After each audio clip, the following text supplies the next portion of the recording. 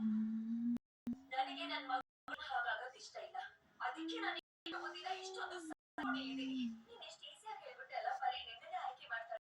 ನಾನು ಇಲ್ಲಿ ನಮ್ಮ ಮಕ್ಕಳಲ್ಲಿ ಒಬ್ಬರನ್ನ ಆಯ್ಕೆ ಮಾಡೋ ಅವಕಾಶ ಅಂತ ಇಷ್ಟು ಕಷ್ಟಪಡ್ತಾ ಇದ್ದೀನಿ, ಸ್ಯಾಕ್ರಿಫೈಸ್ ಮಾಡ್ತಿದ್ದೀನಿ.